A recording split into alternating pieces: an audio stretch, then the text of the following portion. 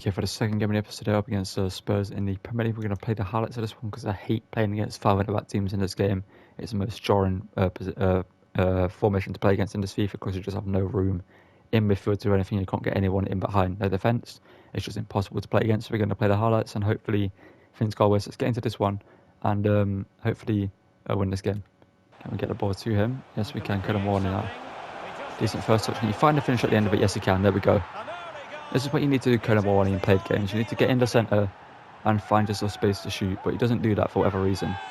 The tall strikers in this game are so hard to use sometimes unless it's Holland, I feel like, because they just end up, they don't play that tall strikers in, they move out to the wing, they don't run into the centre of the box to try win headers, and just don't have good jumping stats. It's so weird, but good defending from Turney.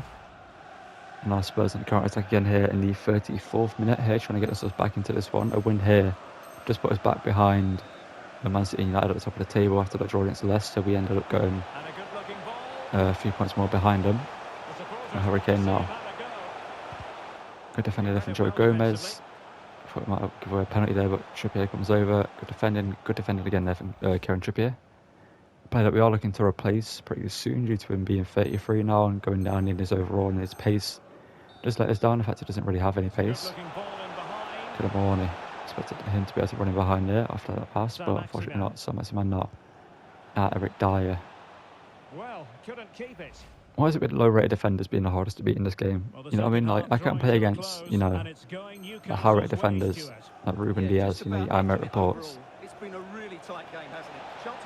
But they're not as hard to defeat, get past as Eric Dyer, as a Fabian Scheer. We found that in the game. We should have done better there, but get a 1-0 win. Good to see it. Okay, in terms of the group stage here, going to the 5th game, we have to pick up a win here up against Ajax. They are bottom of the group stage, which is surprising because I thought they were the team that are going to fight for us for the top spot. We have to go into this one with the second team. We are going to start. We're going to start kind of Wilson up front for this one due to being higher rated, and Longstaff in midfield just for the ratings boost. And we're going to sim this here, and we hopefully should get a win or at least a draw in this one to remain at the top of the table. And we'll pick up a 2-2 draw. Elise, who scored for us, at least he scores twice to see it, so we should remain in the top 2 at least with this draw. Okay, I was going to play this game against Chelsea. As you can see, we're currently 1 point behind Man City in 2nd place.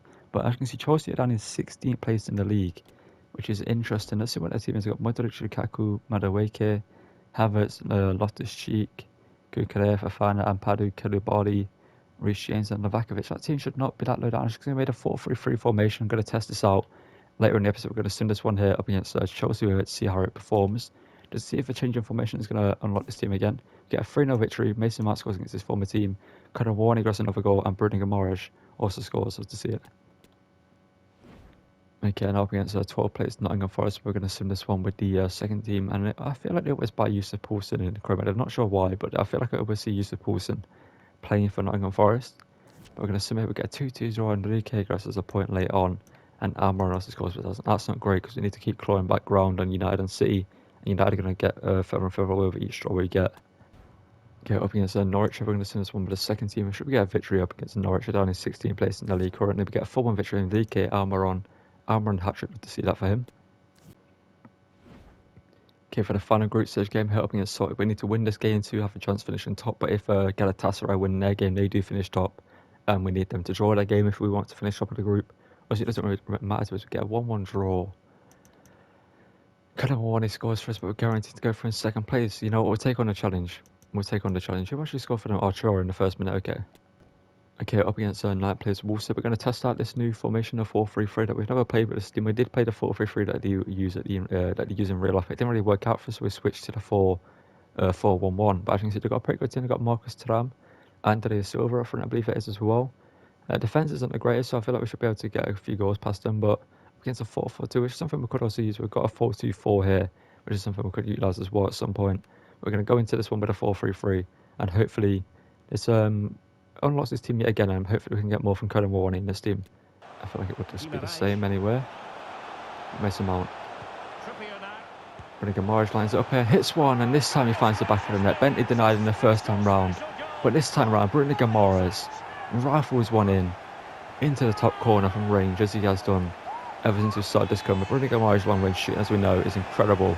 And he proves it yet again here. The former Olympic Lyon man scores a goal here. With a great bit of play. He's got the space in the edge of the box. He's always going to hit that. Left foot strike, nothing Bentley can do about it. And it's a perfect strike. And no keeper is probably going to save that, let's be honest. That's actually the perfect strike.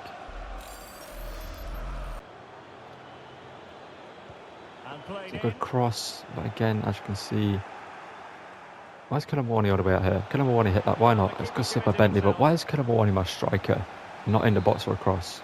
Let's be real. Why is he not there? Trippier. Colomboani has it on. Joe Linton rifles it in the back of the net. That's how you score corners apparently now. Okay, I tried it and it worked out for once actually, the flick on. Usually my players don't actually win the header, but Colomboani heads it on. As you can see, Eden Militao celebrating with his fellow Brazilian there. He doesn't really score the most goals for Joe Linton, but when he does score, he usually now scores. And right now, this team's playing quite well. Obviously, we had a score from a corner, but near post there, keeper probably should save it. But it's a powerful strike from Joe Linton, which beats the keeper, and we're 2-0 up against Wolves. Portuguese talent here, making a run on the wing. Can Trippier stop him? No, he can't. The ball's played in, but Eden Militao denies him. Okay, that is not what I was looking to do. They end up scoring here, then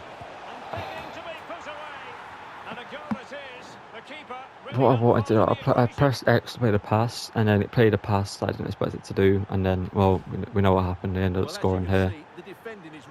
It's just, I'll just move on from it. Good defending there, Joe Linton, good work. And then Cody Gakpo. Gakpo now over to Colomboani. That should be a goal. How? No, he's actually cursed. He actually is cursed.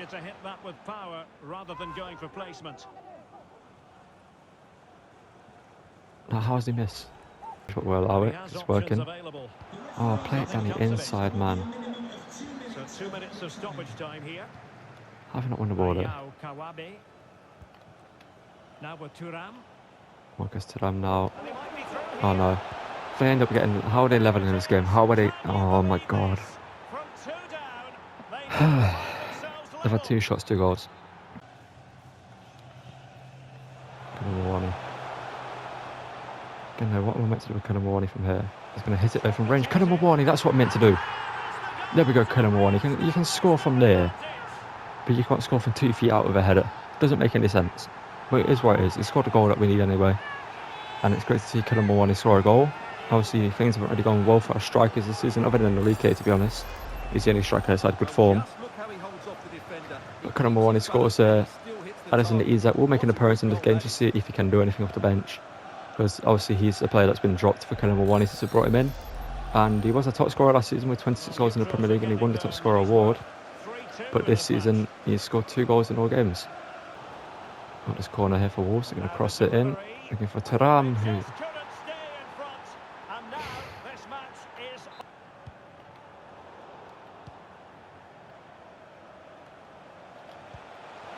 Colomboani, a good touch. And then the finish. Oh no, it's back. The coast is back. What just...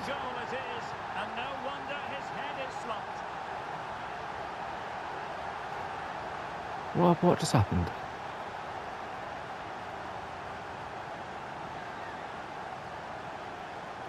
What, like... I don't know I don't know what to say about what just happened. Colomboani should have got a strike away here, but he doesn't. And then Craig Dawson just blasts it against Bentley, and it's into the back of the net.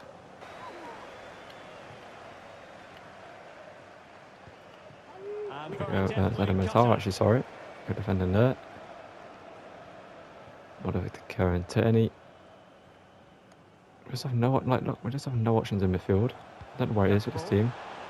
Bruno Guimaraes. Oh, Bruno Guimaraes just... He's just too good. He is just too good. He's a cheat code from long range. We had Anton Stark in the Dortmund Chromid, as well as Marco Reus and Julian Brandt at times. No, we need to see the replay of that. It's obviously gone over. As you can see right there, it hasn't fully gone over, but as we know, it has gone over the line. And when it plays the replay here, it's going to go over the line. I'm not sure whether to show a still image of the ball not over the line. Actually, it didn't cross the line all the way over. Controversial there, but we don't care. We're going to watch this shit again here. Bruno Guimaraes, as you can see, lines it up. An absolutely incredible strike here, in off the crossbar. Does it? Yeah, it does all the way across the line, actually. That's all the way across the line. It was a poor freeze frame. Pause freeze frame they've shown. But Guimaraes having an incredible strike and makes it 5-3 here. Not sure they got 3 goals, but they do what they do.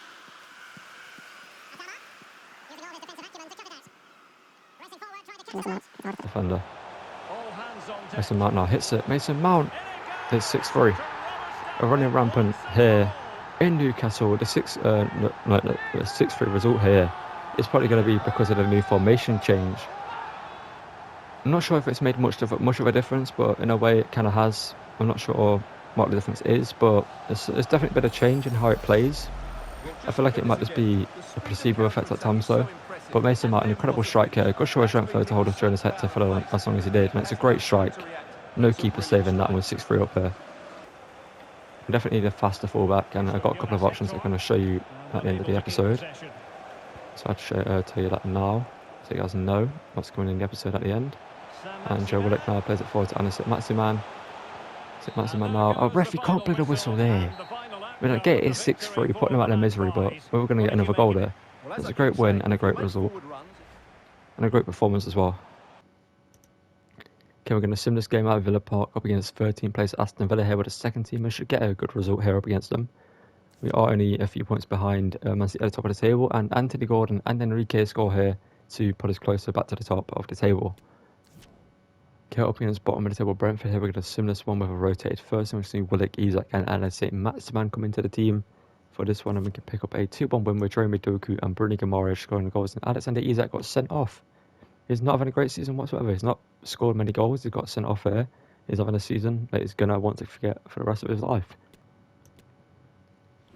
Okay, in the quarterfinals of the Carabao Cup here up against Southampton, we're going to send this one with the second team. Obviously, last episode we ended up going through against United on penalties, and then we beat Peterborough in a sim game. So we're going to sim this one here up against Southampton. Okay, we'll make it through to the semi-finals with Ken Enrique, Almiron and Mickey van der Ven scoring goals. Love to see it. Okay, as you can see, before we get into this game up against 11th place Crystal Palace, we are going to play this one because we've got Spurs up next, and I don't want to play Spurs. It's no fun playing Spurs, honestly. I'd rather not play them. I'd rather just sim that game or play the highlights against them. As you can see, we're currently 1 point behind Man City. Arsenal behind us on level on points with us. And Liverpool and United have dropped down. Man United have literally lost 4 games pretty much on a bounce. They've literally gone from being undefeated to losing 4 games. And the City have only lost 1 since they had their undefeated record last episode. We're going to go into this one, and we are going to start Alan City Maximan down the left and give Alexander Isak a chance up front, as well as Joe Willock in the team. And on the bench, do we want to bring anyone different with us? I kind of want to take a Elise up against his former team. Did we do that? And we've got Leicester towards the end of the episode, so we need him fresh for that.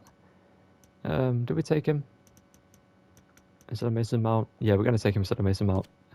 And we're going to get into this one up against Crystal Palace away from home at Selhurst Park. And we should get a victory in this one. And obviously, if we do, we will remain 1 point behind Man City at the top of the table. And if Man City somehow lose their game, we will go top of the table. If they draw, we will go top of the table, as I mentioned.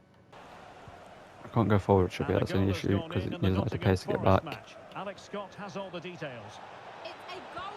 Doku, Isak, Jeremy Doku. This time it's into the back of the net. There we go. It's back to his former self. Great bit of play there between Doku and Isak. Isak gets an assist there. And it's a great strike from Jeremy Doku, the Belgian, who rifles it into the top corner. Put us in the lead here at Selhurst Park. Things good to see. I actually want to see that strike again from a better camera angle because that looks incredible. It's a great bit of play there. Isak holds it up, gets it back to Doku, one touch, lines it up. Yeah, it's a great strike. Keeper could do better, but we get the goal, so we're going to take it. This is 7th in the league. Good to see that. Can't defend that there. Trippier's beaten. Edouard now. Good defending there by Militao. Get a slight touch on it. And Andrew Gomez ready to find a way out. Doku. Isak. Doku. Back into Isak. What a bit of play there. Isak now. There we go. Returns the favour from Jeremy Doku this time round to Isak. And it's a great finish there from Alexander Isak. Back to his former self, it seems like it right now. Puts us 2-0 up here up against Crystal Palace, who are down 11th in the league, as we know. They're not the greatest team this season, but not a bad team. It's an incredible strike from Alexander Isak. Great pass from Doku. You can see, great through ball. Isak, does he take a touch? I'm not too sure. I think it's first time hit. Is it a first time hit? It is a first time hit. Into the top corner. Nothing Guaita can do about that. It's a great strike. And yeah, we won 2-0 up here, sorry. Good defending in the end. We'll have Doku. Danger averted for now. Isak. And here goes Isak. Playing with confidence right now. What will it see? No, not the best challenge. Isak now hits it from range. Isak. Two for him today. A masterful performance. The defenders unable to. If I could insert, the Harry Potter clip, the Ford and his back clip right now, I would play that. Jeremy Doku. Pass there. From Gamaraj and Isak just rifles it into the far corner. It's 3-0 here. Support here. Hello, Militao. Great defending. Counter-attacking very much. St. man now into Joe Willock. Joe Willock. Isak 4-0. Oh, it's a hat-trick as well for Isak. Love to see it. Alisson Isak is possibly back in form. We're going to have to find out though in the rest of the season, but we are going to send the rest of this game after the replay. It's a great through ball into Willock from Alisson Maxi-Man. It's a great pass over and a great finish across goal. And we're 4-0 up here. We're going to sim the rest of the game, and it should be a comfortable win. Ends up being a 5-1 Quinton Timber coming on and scoring a goal a minute after coming on. Love to see it. Okay, and as I mentioned, up against Spurs, we are going to sim this game, so I'd rather do anything other than play them, because 5 at the back is just not fun to play against in this game. And we should get a victory here, I imagine. There. We get a 2-1 win, sorry. Kieran Trippier scoring against his former team, and Conor Warney grabbing a goal. Love to see it. And for the final game episode, we're going to sim this one up against Leicester City, down in 11th place in the league, I believe. And we're going to sim this one here with the second team. And we're going to pick up a 3-0 win, Anthony Gordon, Enrique, and Enrique scores twice. Good to see that from the Argentinian. Okay, so here we are, end of the episode. Actually, next episode we have the Carabao Cup semi-finals and possibly the final as well, up against either Man City or Crystal Palace if we make it past West Ham. We should be, as we know, in the Premier League. We're actually top of the table. Love to see that. I've got a game in hand that we're not. We're top of the table guaranteed. We're 3 points ahead of Arsenal now. Love to see it with a club background. And you can see we've actually tightened up defensively, it looks like, and we've scored a bunch of goals. As you can see, we've got 63 goals already. Can we get 100 goals in this Premier League season? That would be incredible. And obviously in the Champions League, given us our next round yet, in the round of 16 we take on Inter Milan. That's going to be a tough game. Obviously we finished second down the group behind Galatasaray due to picking up 4 draws, which possibly shows we're not ready for the Champions League just yet. We've actually got Man City, PSG, Sevilla, AC Milan, Atletico, Galatasaray, Leipzig, Real Madrid, Feyenoord, Liverpool, Barcelona, Man United. That's a big game. Juventus, Bayern Munich as well. That's a big game. And us v Inter. So technically maybe we've got a better result, because Atletico Madrid are harder to play against in FIFA than Inter Milan, in my opinion. So I feel like we could actually get a win against Inter. But I hope we might at least make it to the semi-finals of the Champions League this season. We've got a board objective to make it to the final in our first Premier League season, first Champions League season. Sorry, we're expected to make it to the final, which I think is stupid by the game. Luckily, it is a low objective, so if we don't achieve it, isn't the end of the award. Obviously, next episode, we are in the January transfer window. I haven't any money currently to spend. We've got 5 million in the budget to spend in every single penny we have this season. And obviously we brought in Callum Warney, he's done well. Alisson Isak has returned to form this episode in that last game, as we just saw. And the only change to the team I'm looking to make is possibly a new centre mid instead of Joe Linton. But I do like Joe Linton. He's a great player. He would be good at the bench now and again, and would be great to play in now and again. But I think, depending on his growth this season, we might have to replace him next season. And Kieran Trippier is a player we are guaranteed to replace. So let me know who should be our first team right back or right wing back. And there are quite a few options. I'm going to show you them right now, as I mentioned earlier in the episode. So we're going to go into the transfer hub right now, and let's search players. And one player is actually on here that I have used before, but I think he's the perfect option for us in this team. And we're going to check out defenders. So we have got Reece James here, a player that we have used before in the Chelsea Chrome, and obviously we've used him a bunch of other times. And a player that I think I actually really like as an option is Mazraoui. Things haven't really gone his way at Bayern Munich. As you can see, we've got Serginho Dest, who's a younger player, so he's probably going to be playing over him.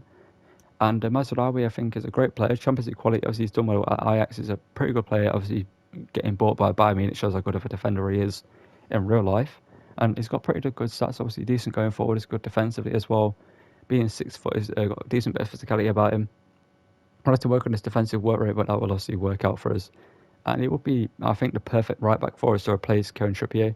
He can go forward, he can defend, and he would just slot into that right back spot quite easily. Now, one thing I did see was possibly signing Trent Alexander-Arnold as a centre mid. He's only worth 60 million right now, so his contract might be expiring. Interesting. If we had the money to buy him, I probably would. But I think Trent Alexander-Arnold as a centre mid could be great for us in this Pro mode. As you can see by his stats, he's got great passing and everything else. You can see here crossing. Obviously, is something we won't really get to use from him. From set plays, we get to use him in that position. But as you can see, his passing is great. What I have to work on is more attacking things like his finishing and long shots and stuff like that. But it isn't too bad so far by his stats. So what other midfielders we could buy? Or Ruben Neves is a player we could bring in to play centre mid. Obviously not the fastest midfielder, but obviously neither is Joelinton, neither is Bruno Guimaraes, but it could work. I feel like he could be a great player for us in centre mid. Obviously playing for Wolves, who aren't really doing too well. He's a player that I do want to use in this FIFA, maybe not in this Chrome mode. If you guys don't think he should be brought in, and maybe Trent Alexander-Arnold is the man. Eduardo Camavinga, I don't think he's a man for centre mid for us. He would be great, don't get me wrong, but I think we need to go with a more experienced option than Eduardo Camavinga going into the Premier League. That's why Trent Alexander-Arnold, Ruben Neves is there. Calvin Phillips, don't think he's a perfect player for us.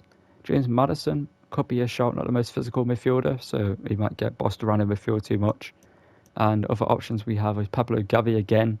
Not an extremely physical midfielder, but Pablo Gavi is Pablo Gavi. We know how good he is as a midfielder, incredible. And it might be good having a diminutive midfielder. Obviously, we've got Bruno Guimaraes and we've got Mason Mount in midfield, and Pablo Gavi could be a great player to link up in between them both and get the ball forward. Or we could go with Mikel Merino, former actual Newcastle man in real life. He actually obviously played for them in a time when Newcastle weren't the greatest team. Looks pretty decent as a tall midfielder, can play a box-to-box role similar to Bruno Guimaraes and Joelinton does right now. And Kone is another option, 81 rated, 22 years old, recently moved to Lyon in this Chrome mode. Go through stats real quickly for you guys so you guys can see them.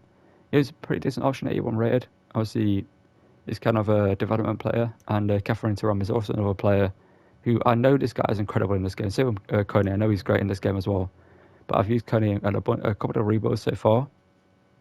I know how good he is in midfield, so he could be a great player for us. I can see 22 years old, 6'4", very physical, could make it in the Premier League. I feel like his next step in real life is the Premier League, and I think Newcastle could be a perfect team for him, or Arsenal could be a great team for him to go to. Obviously, having French links in the past, but let me know about them in the comments below. And that would possibly a next season signing to replace Joelinton in the team. Obviously, you've got Trent, you've got a bunch of other players that we just saw. Yeah, that's going to end it for the episode here. Let me know about Masraoui for the right back position, or any other right backs you think we should buy. And I think Masraoui is a perfect option for us though. So thank you guys for watching. Don't forget to drop a like on the video, subscribe to the channel, and turn on notifications so you don't miss any videos. Sometimes I speak way too quickly for my own good. But yeah, don't forget to drop a like. I'm going to do it very slowly here so you guys can hear it. Don't forget to drop a like on the video, subscribe to the channel, turn notifications so you don't miss any videos, and I'll see you guys in the next one. Thank you for watching, and goodbye.